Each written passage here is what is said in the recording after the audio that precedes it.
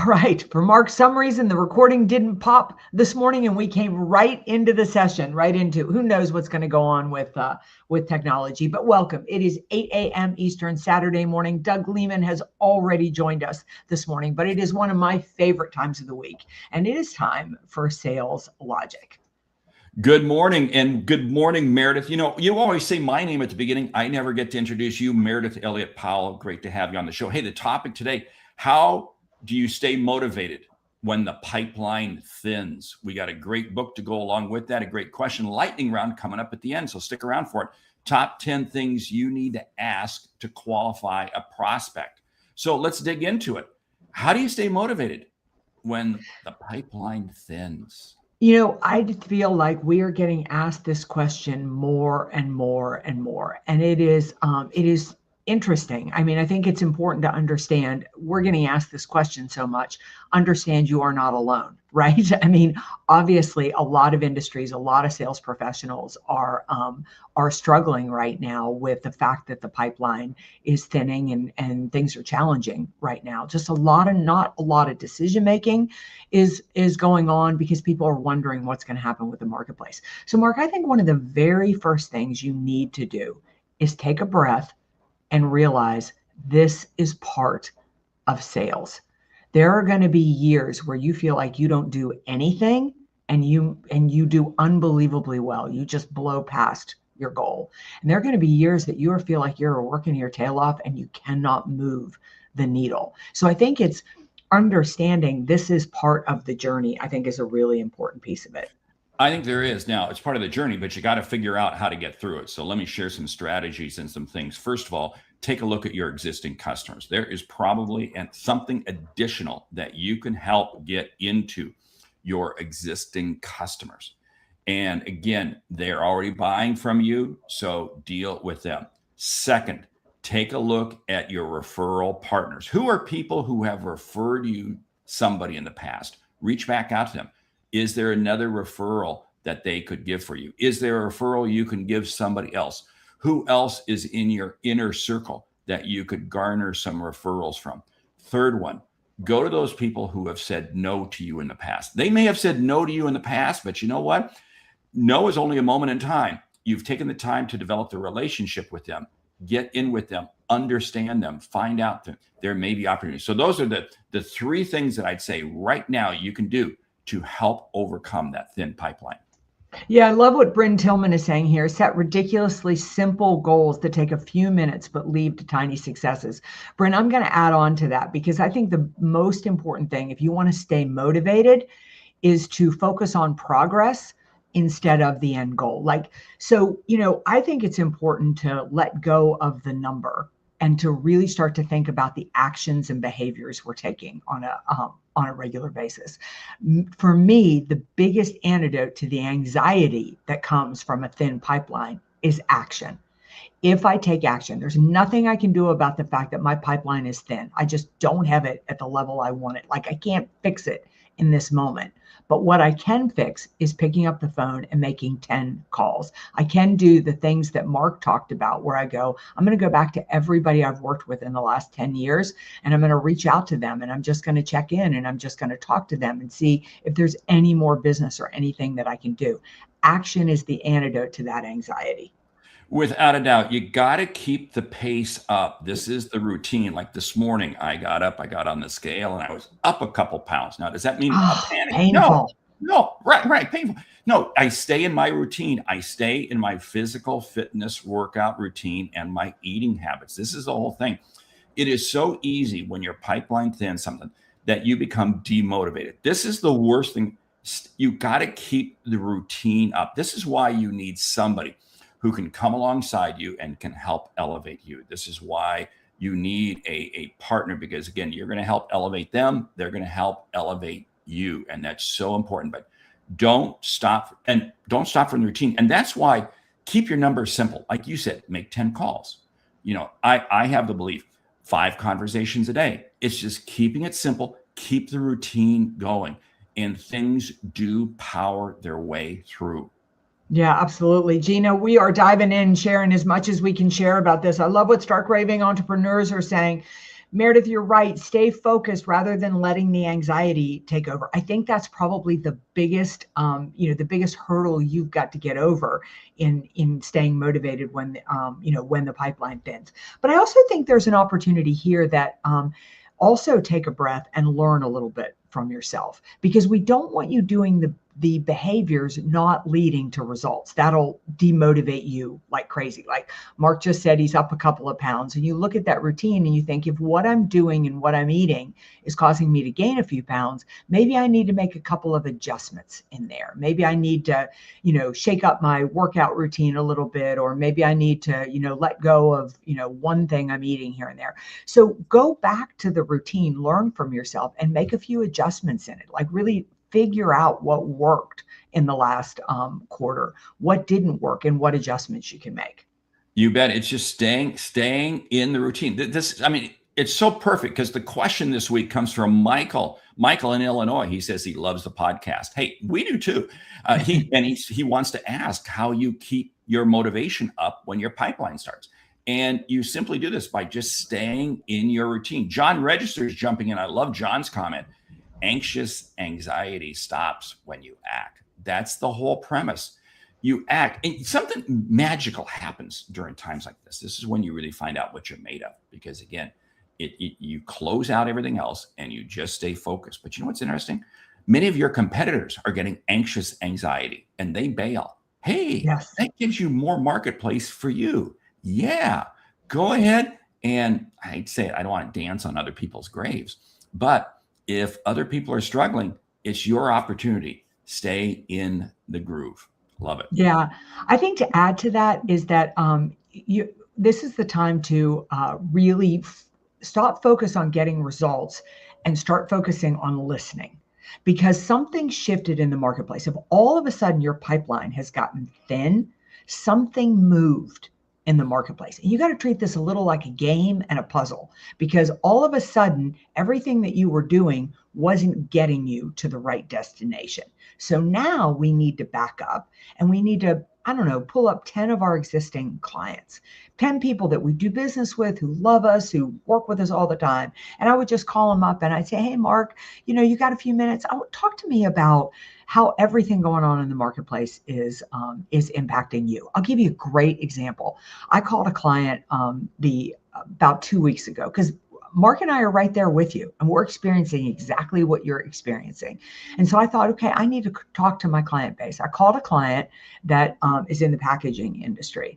And I said, talk to me about how the marketplace is impacting you. And he said, well, Meredith, if the strait doesn't open, he said, we're okay right now. We're getting enough supply coming through. He said, but if the strait doesn't open, my sales team is going to have to start to make a decision between who we supply and who we don't supply. We're going to have to, and that completely changes what we're going through. Wow. Was that good intel for me? Because I'm sitting here trying to sell how you hit your sales goals when my clients are experiencing very different problems based on what's going on in the marketplace. So you need to go on a bit of a listening tour and realize the game changed, and you need to figure out what the value prop is now. I like that example. I'm sorry to see that happening, but supply chain management is becoming an issue that more and more salespeople are becoming involved with. And this can be the whole driving factor. Why is the pipeline thinning? Because there is a macro activity happening out there that is affecting your micro actions. A macro activity, your micro actions. And you only find that out by listening to your customers, by listening to the industry. This is why don't think for a moment that you start chasing every shiny object out there. Don't. You got to really understand your industry, your space better than ever during these difficult times, because this is how you also rise above the fray and you become the one that people look to. Because in times like this is when the salesperson is needed more than ever. But you got to be careful. Don't go in as the negative Nelly. If you are the negative Ellie, you got to be the positive Paul. Okay, I just came up with positive Paul. I guess that works. But you've got to go in as the positive person. Yeah, I love what John Register is saying. I say, what do you need to amputate in your routine to elevate your excellence? Very clever, very clever, John. I think the other thing too, I learned this one from my mother, and she certainly didn't focus on sales pipelines. But when I was a kid and we'd be having a bad time at school, or maybe our team wasn't winning or something like that, she would always say, the fastest way to get past your own problems is to focus on somebody else's. And so if I am demotivated by a dry pipeline, that is a massive clue. The only person I care about is me. Now that's a little harsh, but stop making this about you. This isn't about you and a dry pipeline. This is about the fact that the marketplace is shifting, something's going on, and you've got to get out there and help people. And if you take the mindset of, I'm just going to get out there and really help my customers, and the pipeline will take care of itself, you're going to be completely motivated because you're so motivated. I think we are designed as human beings to want to care, invest, and help other people. I think we have a strong desire to do that, but we feel pressure in times when the pipeline gets thin. We've got a boss probably who's yelling at us. We're afraid of a lot. And the moment that you are afraid, you're moving from the side of your brain that shuts down innovation and creativity. You got to move yourself back to the side of your brain that unleashes innovation and creativity. And the way to get there is to stop focusing on your pipeline and start focusing on helping other people. And that's one of the reasons why you can't allow yourself to become so mired in the mud that it becomes 24/7. It overconsumes you. Your mother was right. Focus on somebody else. This is why you have to have something else in your life that occupies and takes your time off. It's one of the reasons you love to play golf. You love to play tennis. I love to work out. It's just, these are these things. We all have interests outside of what we do, and we do it intentionally because, again, it's a pressure release valve. Because otherwise what happens is you get so mired in the mud that you just literally start breathing your own exhaust. And then what happens? You become demotivated. Motivation comes from yourself. And to go back to what Mayor was saying earlier, stay in the routine. It's the actions. It's the daily actions that you do. Yeah, I love what Terry Brock is saying here. We have to act, not just think about it to vanquish anxiety. I'm telling you, literally, if I'm sitting here in my office right now, worried about my pipeline, if I just got up and went outside and went for a 30-minute walk, that to use Terry's language, that anxiety starts to vanquish simply because I changed my state and because I started to move my body. So it's a really important step. Two things I'm going to add to this, and that is, one, you got to be taking a look at the questions that you're asking your customers. Because things are happening out there. I experienced this yesterday. I had some conversations with some people, and I was going in with one topic, and it became very clear that, there was something that just preceded it. Sure enough, I asked some questions and I really began to uncover some additional insights. This is absolutely key. We have to listen better. A thin pipeline will still yield tremendous opportunities if you ask enough questions of enough people. Second thing I'm going to share real quick, and that is stay in your routine. And your routine is your clock. What time do you get up in the morning? Stay there at the exact same time. Don't start sleeping in. Don't start lounging. Well, I don't have anything on the calendar this afternoon. Stay in your routine. It's amazing at how staying in a routine is going to help you stay motivated.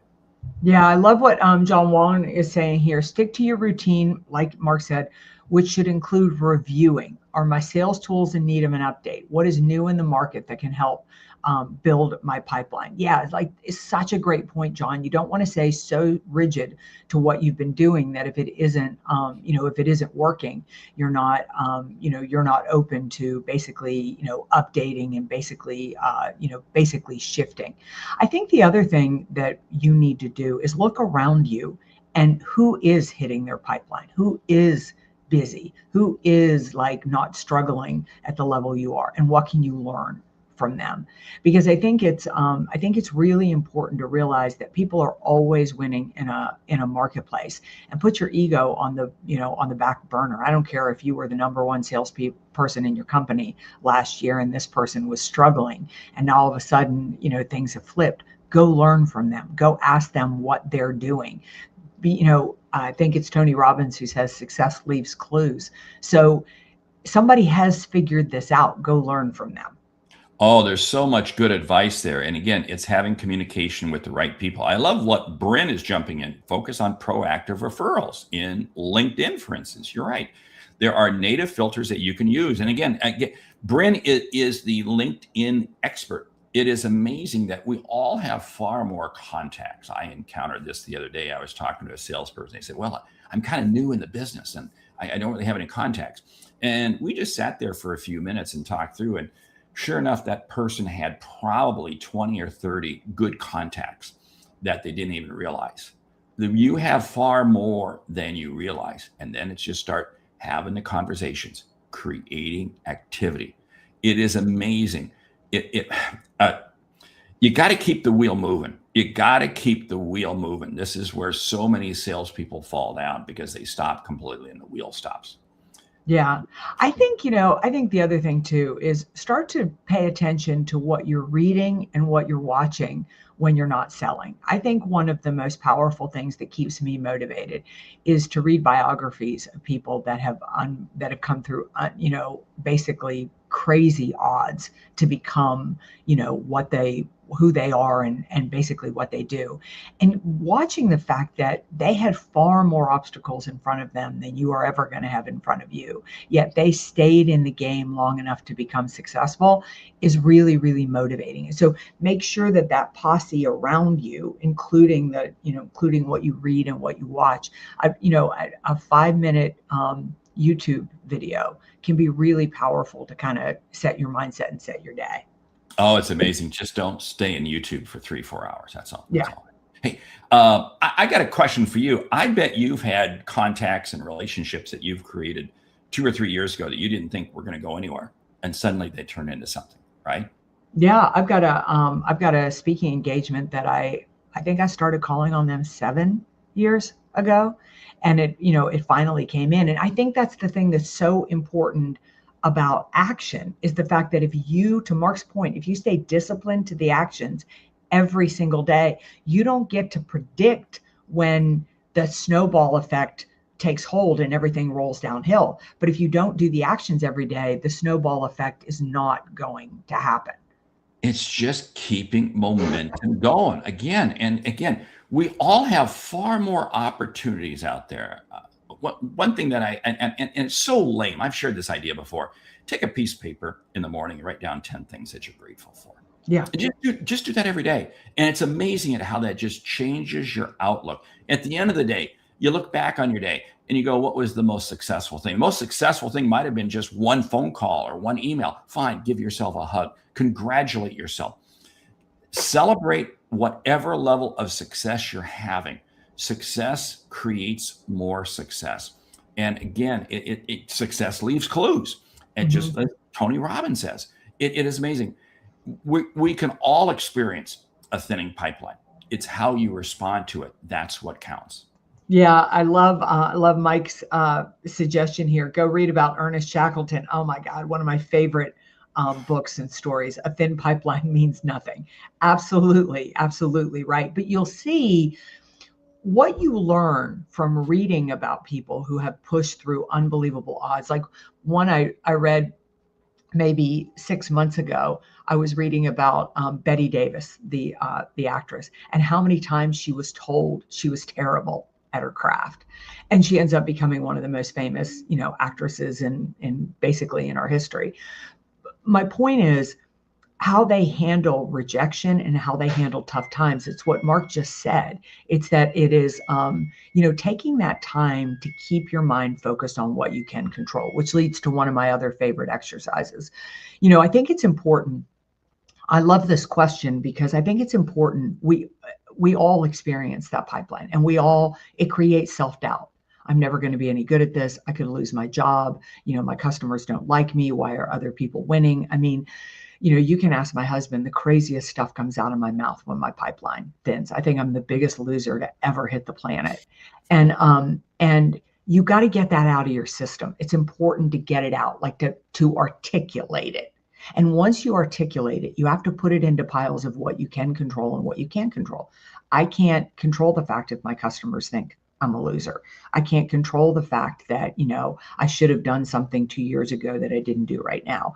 And you go back to that pile of what you can control. And when you watch people who are incredibly successful, the only difference between them and you, only difference is they are so selective about what they focus on.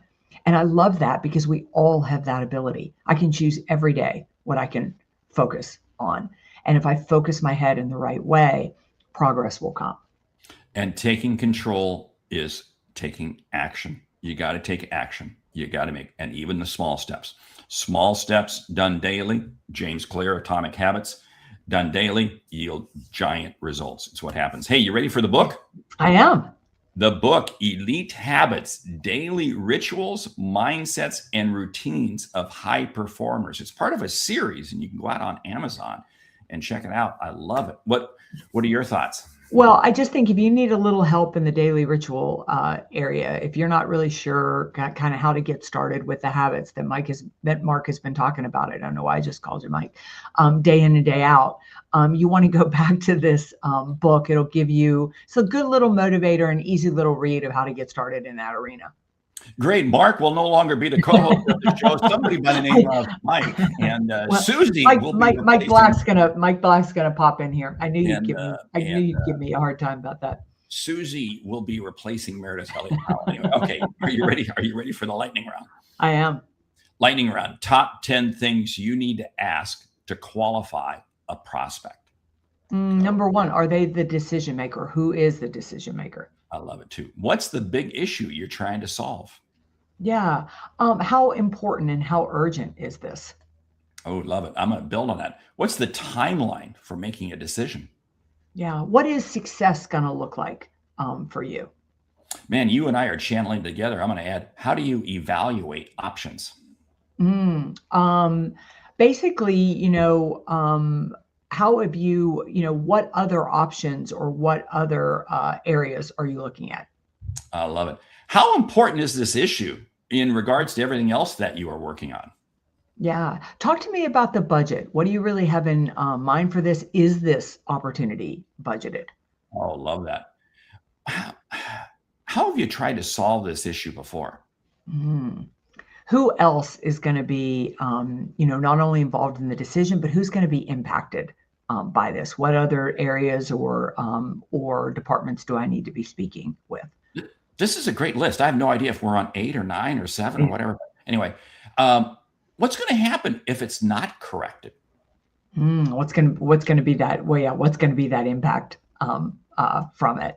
I would say my last one is, to qualify, who have you worked with in the past, and what have those results been? And I'll add, what's the process for making a decision? Who else needs to be involved? Hey, great list. Great. Mike Black is volunteering. Sorry, Mike, you're not taking my job. Okay. Sorry, guy. Anyway, we've done this. Mayor and I have done this too long. We are not looking for a replacement. Anyway. I love that. We'll have you as a guest host one time. That's right. With that, we want to say thank you for listening to Sales Logic this week. If you like what you hear, subscribe, rate, and review the show on your favorite podcast app. If something we've said has earned you $1, consider telling a friend about our show, because it's how we grow and we help you grow. I'm Mark Hunter. And I'm Meridith Elliott Powell. Remember, when you sell with confidence and integrity, all of this uncertainty suddenly becomes your competitive advantage. And the sale becomes logical.